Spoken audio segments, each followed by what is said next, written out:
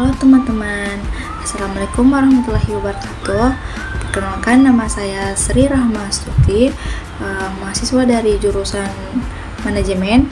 Di video kali ini, saya mau membahas tentang demokrasi, topik yang sering kita dengar, tapi sebenarnya punya makna yang jauh lebih dalam daripada sekedar apa sih itu suara terbanyak gitu.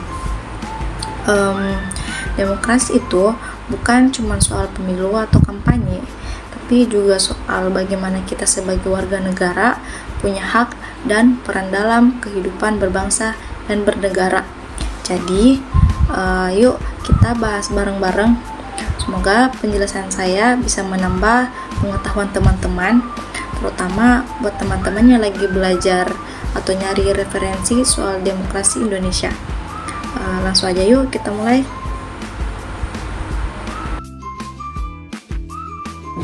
Baik, kita akan membahas pengertian demokrasi.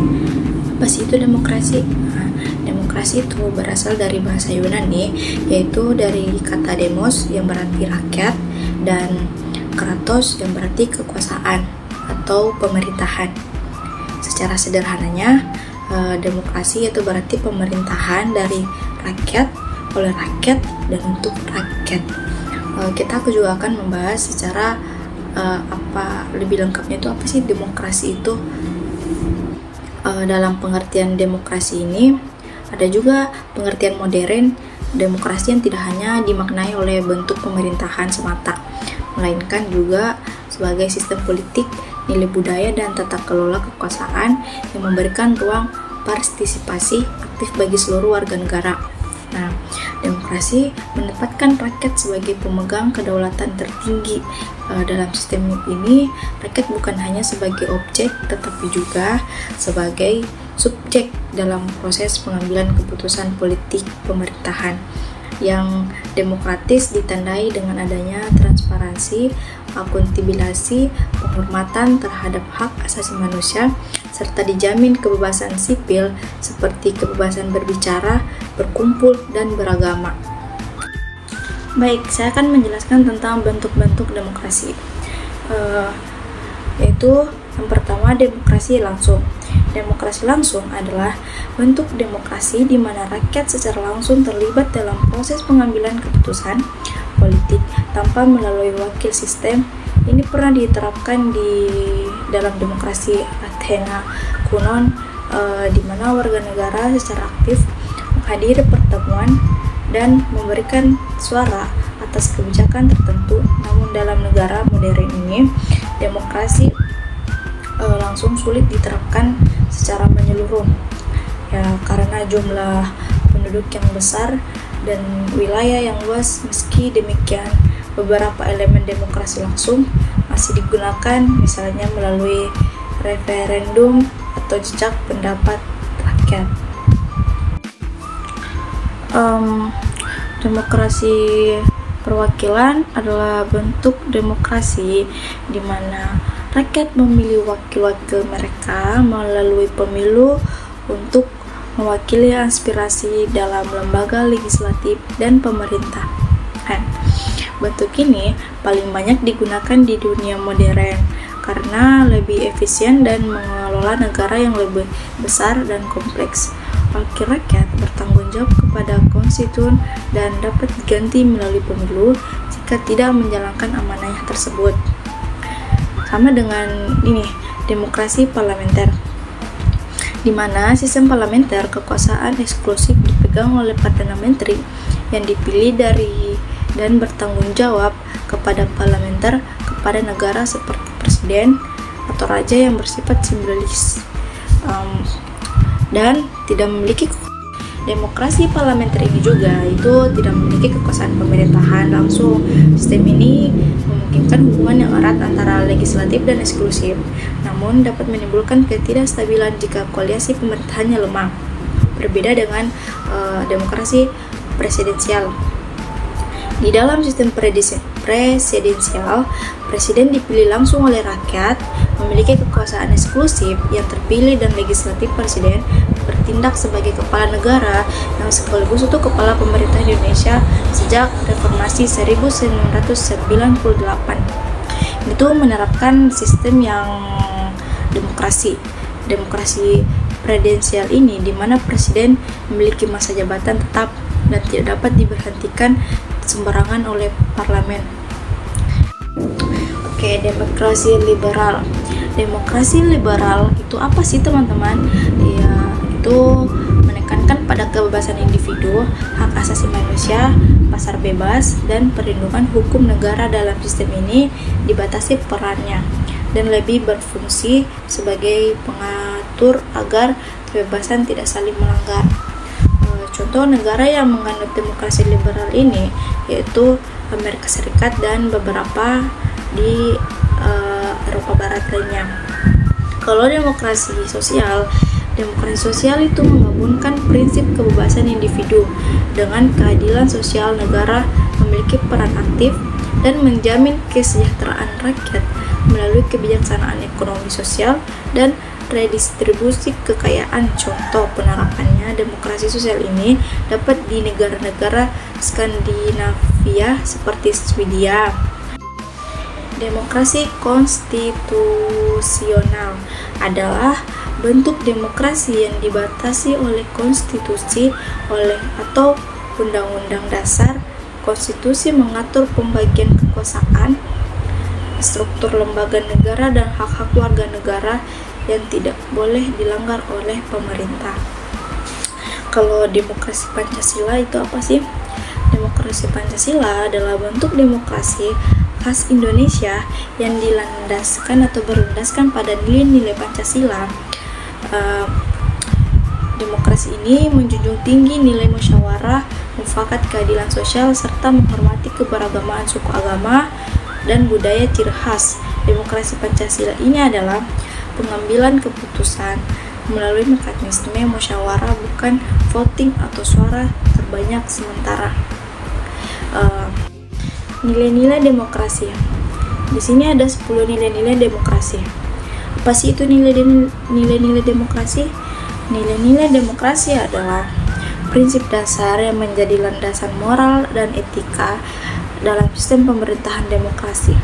Nilai-nilai ini bukan hanya tercermin dalam struktur kelembagaan, tetapi juga dalam sikap dan perilaku warga negara serta pemegang kekuasaan. Nilai demokrasi menjadi fondasi dalam menciptakan kehidupan politik yang sehat, berkeadaban dan menjunjung tinggi martabat Indonesia. Oke, kita akan membahas satu persatu nilai-nilai demokrasi, yaitu yang pertama, kebebasan.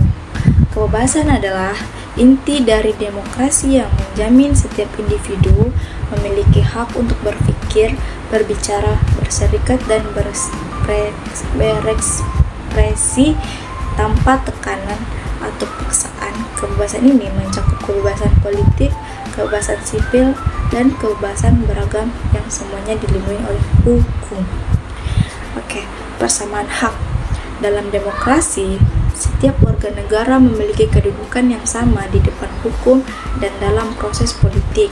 Tidak ada diskriminasi berlandaskan suku, agama, ras, gender, ataupun status sosial atau latar belakang apapun itu. Mau itu latar belakang ekonomi, persamaan hak menjamin bahwa suara setiap warga negara bernilai sama dalam pemilu dan pengambilan keputusan. Lanjut, keadilan demokrasi. Demokrasi itu mengutamakan prinsip keadilan baik dalam bidang hukum, ekonomi, maupun sosial. Keadilan menjadi dasar agar tidak terjadi kesenjangan sosial serta agar semua pihak mendapatkan hak dan perlakuan yang seimbang. Kalau musyawarah untuk mufakat, yaitu nilai ini sangat kental ya dalam demokrasi Indonesia yang berlandaskan Pancasila. Musyawarah mendorong pengambilan keputusan secara kolektif melalui dialog dan kompromi dengan menghargai berbagai pendapat untuk mencapai mufakat. Kalau tentang toleransi, demokrasi itu menuntut adanya penghormatan terhadap perbedaan dan keragaman dalam masyarakat. Toleransi berarti menerima dan menghargai pandangan, keyakinan, dan latar belakang yang berbeda sebagai bagian dari kekayaan bangsa. Itu adalah toleransi. Kalau tanggung jawab itu ya seperti setiap individu maupun kelompok dalam masyarakat demokrasi harus memiliki rasa tanggung jawab terhadap kebebasan yang dimiliki. Kebebasan yang tidak boleh disalahgunakan, merugikan orang lain atau kepentingan umum. Kalau supremasi hukum atau rule of law itu demokrasi yang menegaskan bahwa semua warga negara termasuk pejabat pemerintah tunduk pada hukum. Hukum harus berlaku adil dan ditegakkan tanpa pandangan bulu sebagai alat menjaga keteraturan dan keadilan masyarakat. Keterbukaan atau transparansi. Dalam sistem demokrasi, proses pemerintahan harus dilakukan secara terbuka agar dapat diawasi oleh rakyat. Keterbukaan memungkinkan masyarakat mengetahui kebijakan, keputusan, dan anggaran negara sehingga mencegah penyalahgunaan kekuasaan.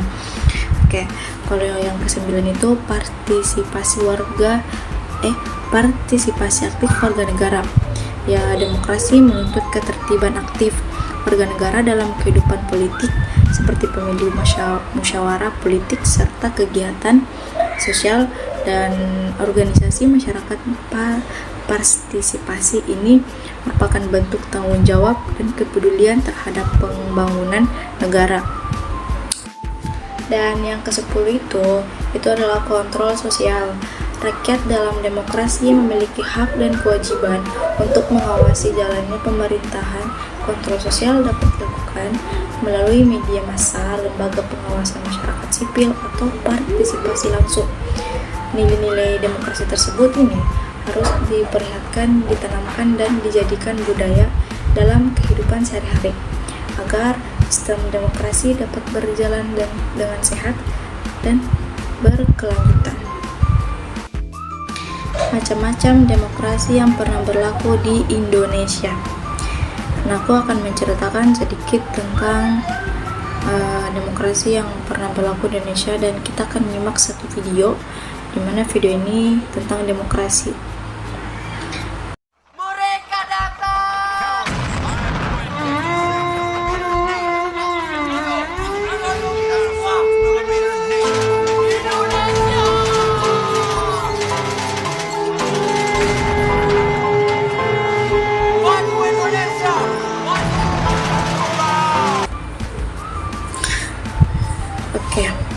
Sejak merdeka tahun 1945, Indonesia telah mengalami berbagai bentuk dan sistem demokrasi yang mencerminkan dinamika politik serta perubahan kekuasaan yang terjadi di tingkat nasional.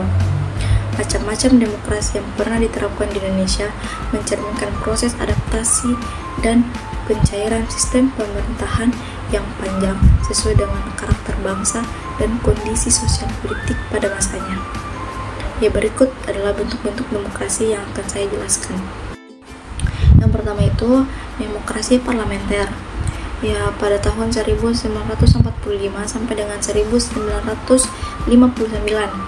Demokrasi parlementer ini diterapkan setelah Indonesia merdeka, terutama sejak Konstitusi RIS tahun 1949 dan UUDS 1950. Dalam sistem ini, kekuasaan eksklusif dijalankan oleh kabinet yang bertanggung jawab kepada parlemen atau DPR. Presiden hanya bertindak sebagai kepala negara, ya, bukan kepala pemerintahan. Sistem ini memberikan ruang yang luas bagi politik, namun sering menimbulkan ketidakstabilan politik karena pergantian kabinet yang terlalu sering. Lanjut yang kedua, demokrasi terpimpin, yaitu 1959 sampai dengan 1965. Demokrasi terpimpin diberlakukan setelah Presiden Soekarno mengeluarkan Dekret Presiden 5 Juni 1959 dan kembali ke Undang-Undang Dasar 1945.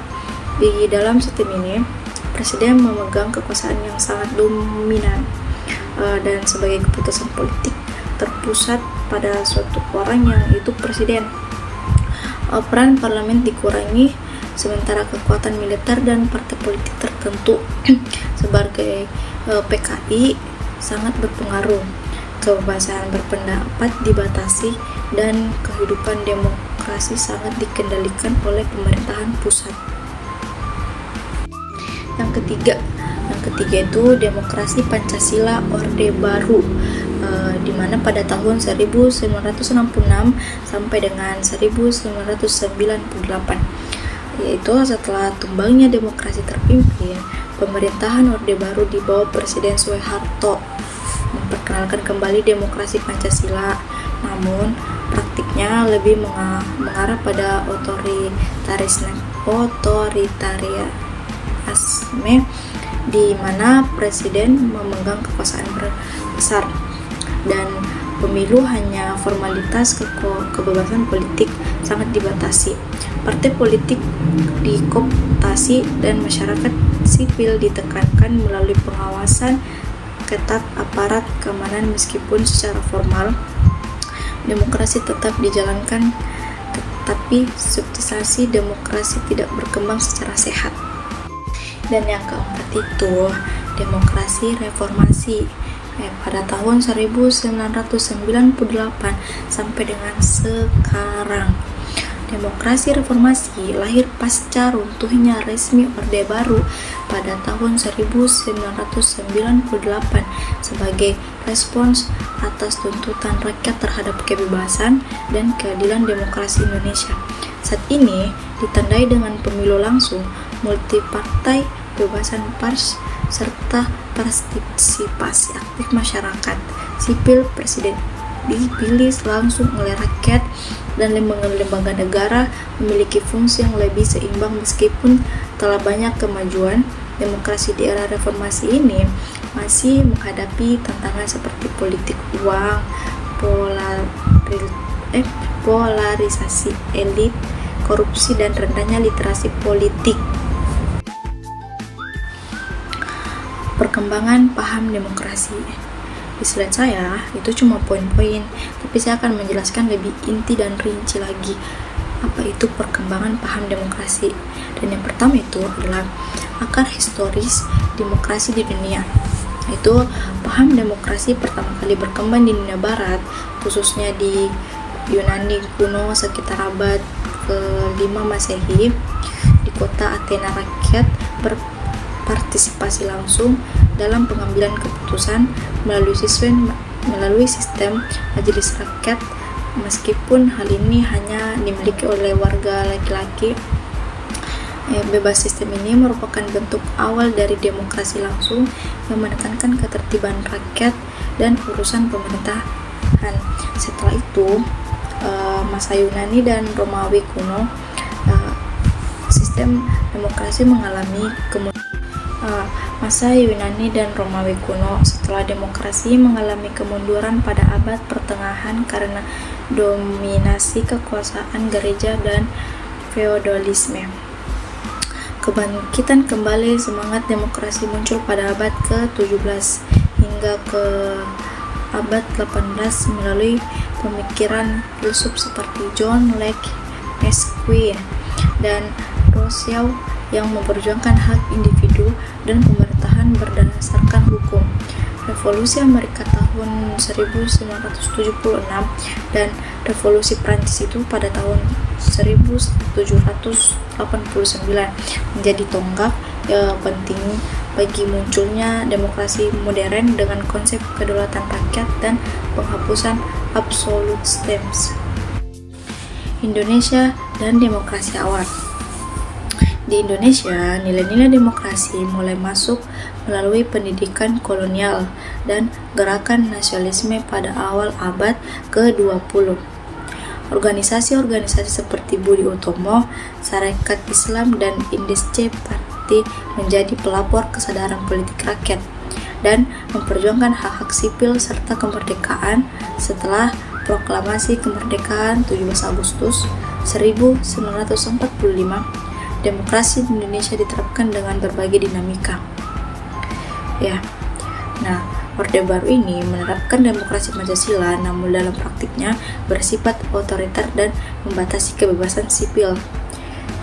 Pada masa reformasi sejak tahun 1998, demokrasi mengalami kemajuan signifikan dengan pemilu langsung, kebebasan pers. Reformasi dan kemajuan demokrasi.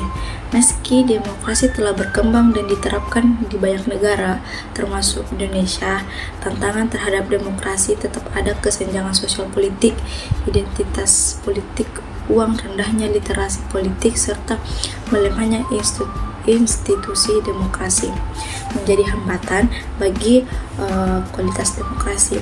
Oleh karena itu, pendidikan politik, penguatan supremasi hukum, dan ketertiban aktif masyarakat menjadi kunci dalam menjaga keberlangsungan demokrasi yang sehat dan berkeadaban. Demokrasi ini harus diterapkan, dipelihara tidak hanya sebagai sistem pemerintahan, tetapi juga sebagai budaya dalam kehidupan sehari-hari.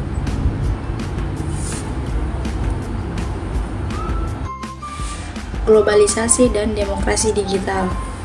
Di era globalisasi, perkembangan demokrasi itu semakin dipengaruhi oleh teknologi, informasi, digitalisasi, dan keterbukaan informasi. Masyarakat dapat dengan mudah mengakses informasi, berpendapat secara bebas, serta mengawasi pemerintah melalui media sosial dan platform daring lainnya. Demokrasi digital menjadi fenomena baru di mana partisipasi rakyat tidak terbatas pada pemilu, tetapi juga pada petisi online, diskusi publik, diskusi publik digital, dan kontrol sosial melalui dunia maya. Namun, di balik itu munculnya tantangan baru seperti penyebaran informasi, ujaran kebencian, cyberbullying, serta manipulasi opini. Gambar tersebut itu menggambarkan perkembangan paham demokrasi dalam 3 tahap utama. Yang pertama itu demokrasi atau demokrasi awal. Itu menggambarkan demokrasi langsung di Yunani kuno, di mana warga negara berkumpul menyampaikan pendapat secara langsung dalam forum umum. Ini menunjukkan akar demokrasi sebagai bentuk pemerintahan rakyat. Yang kedua tuh representation atau perwakilan, yang menunjukkan sistem demokrasi modern di mana rakyat memilih wakil-wakilnya untuk duduk di parlemen atau lembaga pemerintahan ini. Ini menggambarkan demokrasi perwakilan seperti yang umum di banyak negara saat ini. Yang ketiga itu human rights atau hak asasi manusia, menggambarkan tahap terlanjut dalam perkembangan demokrasi, yaitu penekanan pada hak asasi manusia, kesetaraan, dan kebebasan sipil. Ini mencerminkan perjuangan dan tuntutan masyarakat agar demokrasi menjamin perlindungan terhadap hak individu. Di gambar ini secara keseluruhan menyampaikan perjalanan demokrasi dari masa kuno hingga masa kini, menekankan bahwa demokrasi terus berkembang sesuai dengan tuntutan zaman dan nilai-nilai kemanusiaan. Implementasi demokrasi di Indonesia.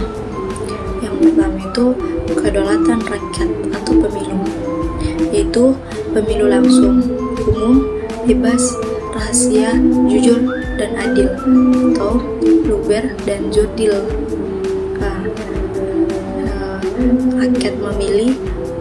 Rakyat memilih presiden dan wakil rakyat secara langsung.